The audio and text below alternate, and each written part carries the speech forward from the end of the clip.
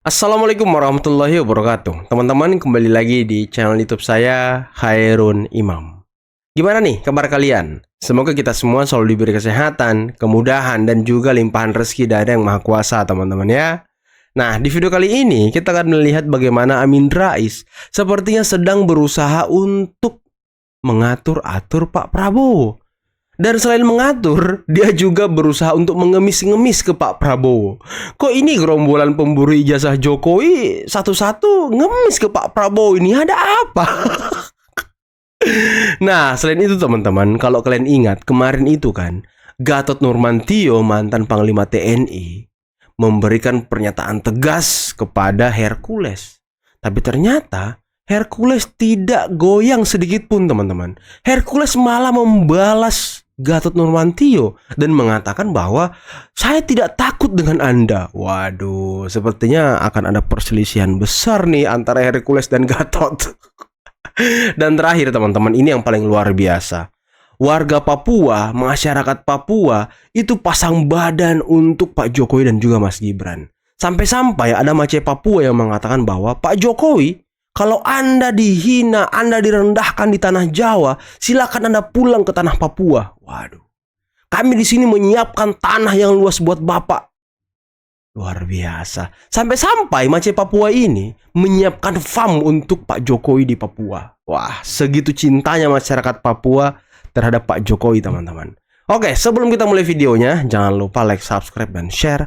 Dan tanpa perlu berlama-lama lagi, mari kita mulai videonya berikut ini.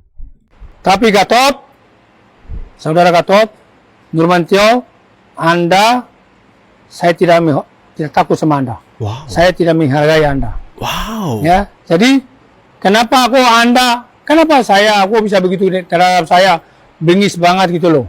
Ya, bengis banget loh. Lah aku salah apa? Aku nggak salah, nggak punya salah dengan Pak Gatot loh. Pak Gatot sampai bicara premanisme, apa, kurang ajar, apa? Aku salah apa, Pak Gatot? Pak Gatot yang aku hormati, yang aku muliakan, mantan Bapak Panglima TNI. Kok Pak Gatot? Saya sedih loh. Pak Gatot bisa sangat luar biasa kaya, gemas. Kayak saya punya kesalahan yang Pak Gatot loh. Aku juga manusia biasa, ya. Tapi aku sekarang ini memperbaiki diri jadi orang baik. Nah, ini sepertinya akan ada perselisihan panas ya antara Gatot dan juga Hercules. Jadi Hercules bilang, saya nggak takut sama Anda, saya tidak menghargai Anda. Waduh. Ada tempat saya ini. Ngeri. Pak Joko Widodo, semua orang di Indonesia Raya ini lo marah kok, terlebih orang-orang di Jawa. Saya mau bilang, kau pulang ke Papua, kau jadi orang tanah tabi. Kau pahami itu nanti begini, Joko Widodo ya Kadewa. Joko Widodo ya Kadewa, aduh. Asal dari tanah tabi, Kampung Ormu di Kabupaten Jayapura, Distrik Raveni Rara. Jadi, pulang datang saja ke Tanah Tabi, jangan ragu-ragu. Rumah ada itu tanah besar, gunung-gunung ada tambang. Di lautan, kau mau bikin kebun kah, kau mau bikin wisata kah, kau datang di istana ini akan aman. Luar biasa ya. Ketulusan warga Papua itu terasa banget loh. Ketulusan mereka dalam mencintai Pak Jokowi itu tulus banget, teman-teman. Bisa kita rasakan loh ketulusan mereka ini. Hormat Pak Kadewa. Wah, luar biasa. Mau copot-copot, kau punya hak apa, Gibran? Beliau itu wapres yang resmi secara konstitusi di negara ini. Dia sudah dilantik. Sekarang apa yang kau persoalkan di sini? Stop. Saya bikin konten ini karena saya punya rasa simpati kepada Pak Jokowi. Ya, karena Pak Jokowi itu orangnya baik. Betul. Sederhana dan rakyat. Beliau itu sudah memimpin mulai dari Solo, DKI Jakarta, dan 2 periode presiden. Dan beliau berhasil. Sekarang yang sindir sana, sindir sini itu siapa? Pada saat pencalonan di wali kota Solo, DKI Jakarta atau presiden, kenapa kamu tidak protes administrasi ijazah itu? Loh, sekarang sudah selesai baru kamu mau gugat sana, gugat sini. Ini sebenarnya cara berpikir yang sudah salah. Sebenarnya gini bang, kemarin kata netizen, bukan ijazah Pak Joko yang palsu, tapi otak-otak mereka yang palsu. Dan sekarang lagi muncul lagi isu yang anaknya disuruh copot. Pak Wapres, Gibran. Iya betul. Waduh, ini sudah tidak benar sekali ini. Kelewatan. Ya. Tidak benar sekali. Karena beliau ini sudah dipilih oleh rakyat. Ya, kau mau copot-copot, kau punya hak apa buat Gibran? Beliau itu wapres yang resmi secara konstitusi di negara ini. Dia sudah dilantik. Sekarang apa yang kau persoalkan di sini? Stop. Biarkanlah dia selesai dengan masa jabatan. Ya, kan sekarang kan Mahkamah Konstitusi sudah meringankan pencalonan presiden. Kau bikin partai lah, ya. Bikin partai dan lolos peserta pemilu supaya kau calonkan diri sebagai Luar presiden. Luar biasa bang ini ya, cerdas banget. Apa yang susah? Hah? Dapat bangsa ini mau maju kalau sindir. Satu sudah tinggi naik, tarik turun lagi. Ini stop. Nah, kalau kita lihat video-video masyarakat Papua teman-teman, saya itu bisa menyimpulkan kalau masyarakat Papua itu lebih cerdas daripada kelompok Roy Suryo, kelompok Amin Rais, Rismon Tifa yang gelarnya mentereng. Mungkin warga-warga Papua ini ya tidak punya gelar mentereng seperti mereka, tapi ya dari sisi kecerdasan, pola pikir, lebih bagus pola pikir masyarakat Papua teman-teman. Asli loh. Ini, aduh, malu lah kita sebagai orang yang katanya punya pendidikan bagus seperti Dr. Rismon, Dr. Tifa katanya, Dr. Roy Suryo. Malulah kalian mendengarkan video abang ini. Ini baru dengerin nih. Jangan suka bikin gaduh intinya. Ini kita saksikan kontroversi ijazah palsu Jokowi sudah lepas kendali. Loh. Dan sudah tinggi waktunya menurut saya Presiden Prabowo melakukan intervensi. Kok ngatur? Tetapi satu hal harus diingat, tokoh-tokoh intelektual seperti Rismon Hasihulan Sianipar, Roy Suryo, Dr. T. Fauzia Yasuma, Egi Sujana, Ahmad Khosinuddin, Rizal Fadillah, Muhammad Taufik Solo, dan lain-lain.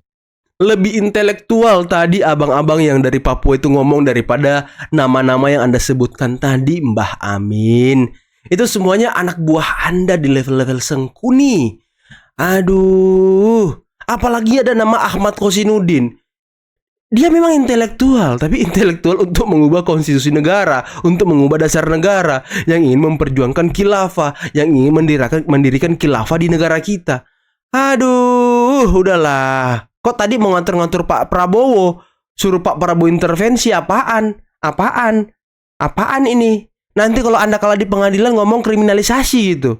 Hah? Pak Prabowo masih diatur-atur Jokowi gitu. Hah? Berjuang dituntun oleh kebenaran, bukan oleh sekepok dolar atau sekarung rupiah. Jadi intervensi Presiden Prabowo bisa cepat mengakhiri keretakan di antara sesama anak bangsa gara-gara pro dan kontra ijazah Jokowi, palsu atau asli, yakni Presiden Prabowo dapat meminta kasus ijazah Jokowi agar segera dibawa ke pengadilan dengan catatan proses pengadilan harus terbuka secara umum dan disiarkan lewat televisi dan radio. Iya, nanti terbuka, sidangnya terbuka. Jadi kalau terbuka, sidangnya udah terbuka, sudah transparan, terus Anda kalah, jangan ngomong kriminalisasi ya. Jangan ngomong kriminalisasi. Lucu, Anda kayak anak kecil kalau ngomong kriminalisasi, kayak anak TK gitu. Aduh, gelar mentereng tapi pola pikirnya kayak anak TK ya kan. Jokowi datang ke pengadilan harus sambil membawa ijazah aslinya sesuai dengan janjinya, hanya akan bawa ijazah asli SD, SMP, SMA, dan S1 Fakultas Kehutanan UGM bila diminta oleh pengadilan. Usulan agar Gibran segera diturunkan ternyata datang akibat kekhawatiran bahwa Pak Prabowo tak akan bisa menyelesaikan masa jabatannya selama 5 tahun ini. Persisnya ada kekhawatiran bahwa Pak Prabowo akan meninggal atau berhalangan tetap dalam tahun-tahun ini. Yang bilang begini adalah mantan Kepala Badan Intelijen Negara Sutioso.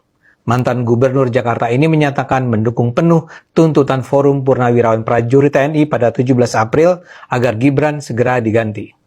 Sebagaimana dikutip dalam kanal YouTube Hersubeno Point, Sutioso bilang, "Kita doakan Presiden Prabowo Subianto selamat, sehat bahkan 1 periode lagi." Tapi kalimat dia tidak berhenti di situ. Dia kemudian mengatakan, "Tapi andai kata amit-amit 08 berhalangan tetap, siapa yang jadi presiden? Ya otomatis wakil presiden. Ya, betul. Itu konstitusi kita." Menurutnya dia sangat ragu bila Gibran diserahi tugas menggantikan posisi Prabowo. Dengan model pemimpin seperti Gibran gitu, apa cukup menangani masalah negara yang sangat kompleks? Nasib bangsa ini dipertaruhkan, kata. Tapi sebenarnya saya juga nggak yakin kalau Sutioso yang jadi presiden dia bisa menangani bangsa ini, teman-teman. Yakin saya. Untung kalau dia bisa. Tapi gimana sih menurut kalian? Sutioso. Saya percaya Sutioso bersikap jujur. Dia berharap Gibran diganti karena dia benar-benar khawatir Prabowo akan meninggal sehingga Gibran akan naik menjadi presiden. Menurut saya, Sutioso ini paranoid alias takut berlebihan. Paranoid, Dan kalau ya kan? Forum Purnawirawan TNI itu berpikiran serupa, mereka juga paranoid. Mungkinkah Prabowo ditakdirkan meninggal dalam waktu dekat? Ya bisa saja, kan namanya juga takdir. Tapi tidak ada tanda-tanda sedikit pun yang menunjukkan bahwa Prabowo menuju ke kondisi itu. Usianya baru 73 tahun. Presiden Prabowo nampak sangat sehat. Saya yakin kondisi kesehatannya jauh lebih baik daripada Sutioso dan para purnawirawan TNI itu. Sepertinya ya. Prabowo sangat mungkin menduduki jabatannya bukan hanya sampai 2029, tapi sampai 2034. Sepakat. Jadi kenapa pula harus membesar-besarkan kekhawatiran tak berdasar itu? Di sisi lain, kalaulah memang Prabowo terpaksa berhalangan tetap, munculnya Gibran sebagai pengganti adalah memang konsekuensi yang tak terhindarkan yang sudah harus dipikirkan ketika dulu bangsa Indonesia memilih Prabowo Gibran sebagai pasangan presiden wakil presiden. Itu adalah hal yang tak terhindarkan. Dulu pun ketika masyarakat memilih Jokowi Ma'ruf Amin, kita harus siap kalau Pak Jokowi berhalangan tetap, presiden Indonesia jadinya ya Pak Ma'ruf Amin. Iya. Tidak ada yang luar biasa. Yang jadi luar biasa dan mengganggu adalah ketika kekhawatiran berlebihan itu diwujudkan menjadi gerakan politik yang mengadu domba bangsa. Kita kan sudah menjalani proses demokrasi pemilihan presiden wakil presiden secara langsung dan mayoritas bangsa ini sudah memilih Prabowo dan Gibran sebagai presiden dan wakil presiden. Betul banget. Anda boleh setuju, boleh tidak. Tapi kedaulatan tertinggi di negara ini ada di tangan rakyat. Dan jangan menghasut tentunya. Selalu mengatakan bahwa isu ini tidak akan jalan terus kalau Pak Jokowi bersikap. Ya. Makanya saya minta Pak Jokowi sudahilah yang namanya merangkul para pemfitnah atau penyebar isu gitu kan. Karena ini bukan buat pribadi Pak Jokowi ya. Buat Karena nafsu mereka sebenarnya. Pak Jokowi itu adalah sasaran antara sebenarnya. Gitu. Jadi bukan tujuan mereka bukan ingin ke Pak Jokowinya, walaupun memang ada yang pihak-pihak yang sakit hati ada. Tapi agenda besarnya itu sebenarnya bukan ke Pak Jokowi. Pak Jokowi itu adalah sasaran antara. Ya. Dengan hantam Pak Jokowi tentu akan ada pembelaan dari banyak orang, ya. Tentu akan ada pembelaan dari banyak orang. Tentu juga ada yang akan menyerang Pak Jokowi. Ya. Ada pro dan kontra. Nah, pro dan kontra ini tentu akan saling beradu terus kan. Jadi tujuannya adalah membuat Indonesia tidak nyaman. Ya. Itu sasaran yang besar. Ya kalau ya kelompok-kelompok yang sakit hati itu, para politisi-politisi yang sakit hati itu, ya itu ada juga, tapi agenda besarnya bukan itu. Makanya saya bilang Pak Jokowi hentikan untuk terus berdiam diri, untuk terus menganggap ya sudahlah gitu kan. Tapi memang harus bersikap secara hukum. Kenapa? Karena pion-pion ini itu adalah para pengecut, ya, yang saat ini mereka berani karena mereka tahu yang mereka hantam itu adalah orang yang tidak akan menghantam balik. Ya. Oh ya, pantas ketika Pak Jokowi melapor, mereka ini sudah mulai agak goyang teman-teman, mulai ngemis ke Pak Prabowo. Ada lagi Abraham Samad seolah-olah jadi kawan Pak Jokowi, terus minta laporan yang tidak dilanjutkan. Lah kok begitu bahasanya ya kan? Aduh, kemarin nantang, sekarang kok iya. Nah, pion-pion ini tidak akan pernah menghantam tokoh-tokoh lain. Kenapa? Karena mereka tahu tokoh-tokoh lain itu adalah orang yang tidak akan diam. Ya, pasti akan bersikap. Kenapa Pak Jokowi? Karena mereka tahu, mereka sudah coba dari 2014 adalah orang yang tidak bersikap. Tidak akan bersikap atas serangan terhadap dirinya. Makanya saya bilang Pak Jokowi, ya, sekarang ini bukan masalah Pak Jokowi, ya, bukan masalah diri kan? Anda itu hanya adalah sasaran antara. Makanya agar supaya Pak Jokowi bisa melihat Indonesia ini paling tidak terus bergejolak, maka Pak Jokowi harus laporkan, bersikap dengan membalas ya secara hukum ya. Oke teman-teman, itulah tadi beberapa video yang bisa kita simak, yang bisa kita saksikan pada kesempatan kali ini. Dan menarik ya bagaimana perselisihan antara Hercules dan Gatot Nurmantio saling tegang kayaknya ya. Dan saya sangat terharu mendengarkan warga Papua, masyarakat Papua yang sangat tulus mendukung, pasang badan untuk Pak Jokowi. Sampai-sampai Mace Papua menyiapkan lahan yang luas, tempat tinggal untuk Pak Jokowi kalau mau pulang ke Papua. Karena ya bisa kita lihat di Jawa ini Pak Jokowi sepertinya diserang terus teman-teman ya. Dan dia mendapat tempat yang hangat di tanah Papua. Ini sangat luar biasa teman-teman. Dan kita bisa merasakan ketulusan warga Papua yang membela Pak Jokowi. Aduh, luar biasa teman-teman. Dan tadi Amin Rais mengatakan tokoh-tokoh intelektual, aduh mungkin bisa diralat ya. Mereka itu bukan tokoh intelektual, tokoh perusuh. Ya. Apalagi ya ada deretan nama Ahmad Kozinudin, ya kan, Rizal Fadila yang orang tua itu yang suka teriak-teriak sampai urat lehernya mau putus, ya kan, kasihan. Aduh udahlah, tokoh intelektual itu ya warga-warga Papua tadi tuh, keren tuh. Nggak kayak kalian yang punya gelar mentereng tapi otaknya ya palsu katanya.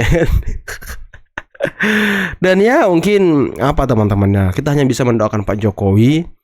Kita hanya bisa mendukung langkah tegas Pak Jokowi, dan kita desak Pak Jokowi agar terus melaporkan orang-orang yang memang selama ini memfitnah beliau. Jangan sampai mereka ini berbuat seenaknya karena Pak Jokowi diam saja, ya, melakukan tindakan-tindakan atau hal-hal aneh karena Pak Jokowi tidak pernah membalas. Nah, sekarang waktunya Pak, waktunya Anda melawan, waktunya Anda membuktikan kepada mereka bahwa ya setiap warga negara itu sama di mata hukum. Tapi jangan ngomong kriminalisasi ya, nanti kayak anak kecil Anda. Oke teman-teman, mungkin cukup sekian dulu video kali ini. Jangan lupa like, subscribe, dan share videonya. Akhir kata, billahi taufiq wal hidayah. Wassalamualaikum warahmatullahi wabarakatuh.